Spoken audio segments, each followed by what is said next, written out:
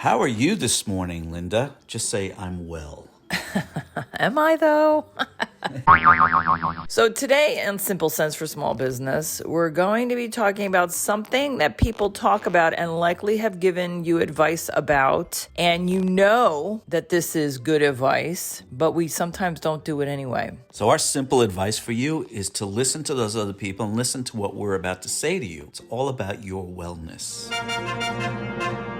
Take a little time for yourself. Well, and I think this is a good time to have that as a reminder in general, not only for you fine folks out there in the listening audience, but for us as well. So it's the holidays. It's December. Depending on what holiday you celebrate, you are likely getting ready to spend time with family and such, but work is insane. You're busy because we're always busy, but the stress is real, even if we don't realize what it's doing. You know, we have been going at breakneck pace for all of this year and even for a good part of last year with our SBA COVID-19 business. And we put in 7 days a week, often 14, 15, 16-hour days. And we just took a couple of days to go by the seaside, and we have another week coming up in New York City for Christmas. We'll still be working, but just changing that location, being able to have a different locale, new people, if you're into meeting people, a good restaurant. Or no people.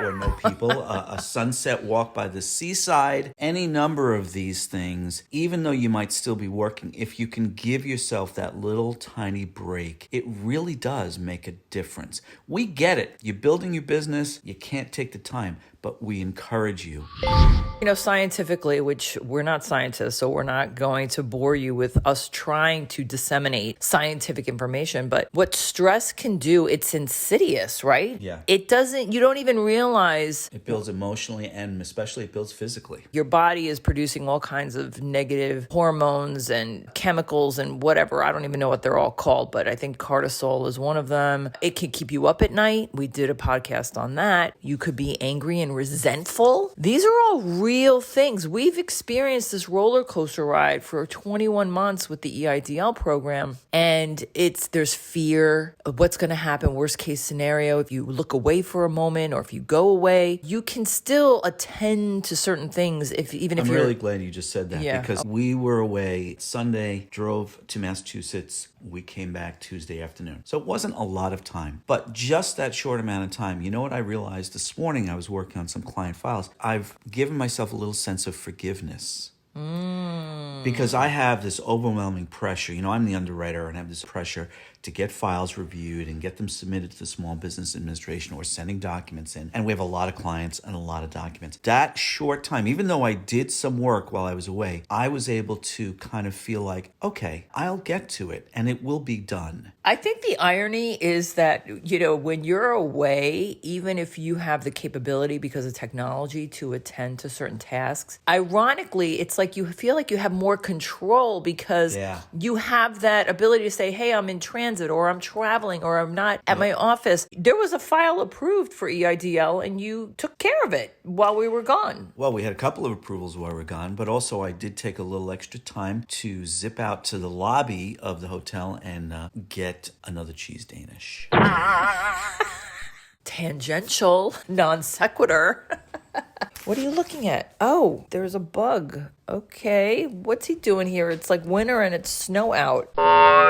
So these breaks really are important. And, you know, we've heard this just like all of you have. Oh, got to take time for yourself, make time for self-care. That's the new catchphrase, Melinda, self-care. Well, they're not wrong. And it's just a matter of how to do it. Oftentimes I am working away and I forget to go out for even just 20 minutes to walk around or jump around on my property or move some rocks and wood chips or whatever. It's different though. Going away, you know, taking that kind of time is a different type of and experience. It doesn't have to be an expensive experience. No. There are lots of economical ways of getting away, and at least, like you said, changing your locale could just kind of help decompress automatically. It does make a difference. I think we set a standard for ourselves that if I'm going to go away, it's going to be vacation and I'm going to really relax. But actually, if you're really busy keeping your business alive during the pandemic or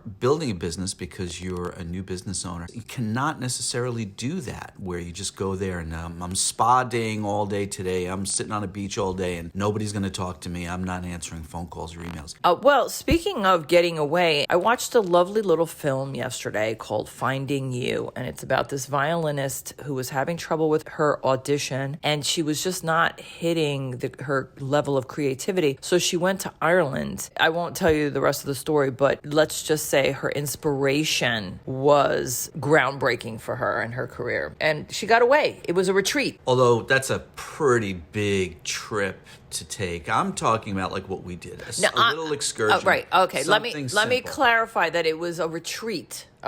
So you like going away, but and you're still working. There is that it really dramatically changed. But she was still practicing and creating. So. What I want to do is suggest to you all, it doesn't have to be something that dramatic, or leaving the country, going for a month to another country. It can be 2 days by the seaside. It can be a day and a half, at an Airbnb or at a hotel suite, even in your own town. Something that changes the location, changes your perspective, and where you make a little bit of time for yourself while you might still be working.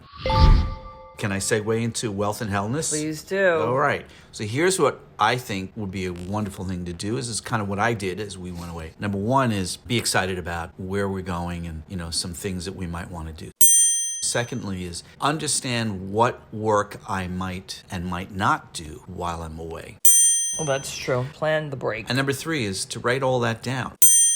Make it intentional. What is it I look to accomplish while I'm away? If you have a list of tasks that are related to client expectations, we did a podcast on that. Plan to not be disappointed, where you let them know, I'm going away for 3 days, I'm going away for 6 days, 8 days, whatever it is, and manage their expectations so that you can go away knowing no one is expecting anything from you other than what you've planned for yourself and what tasks you want to accomplish. Part of my concern in going away was, in my mind, I was like, the clients are relying on me. They depend on me. But actually, the clients were able to wait 2 or 3 days. Right. Yeah. I was able to prioritize. As we said earlier, we got some approvals and we got some document requests. I was able to do that work. But I also was able to leave behind the vast majority of my clients until we came back to our home and our home office. That was a much needed mental health break from me.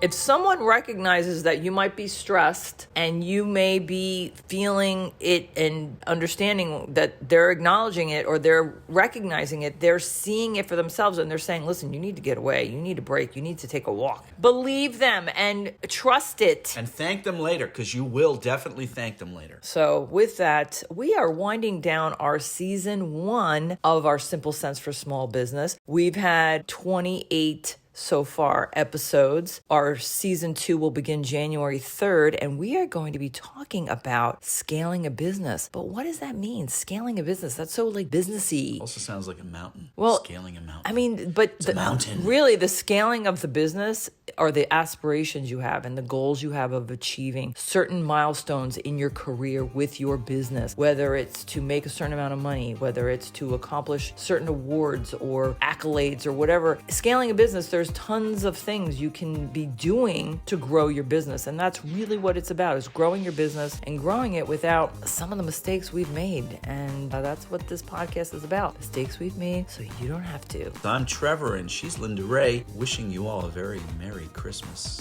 And a happy holiday season's greetings.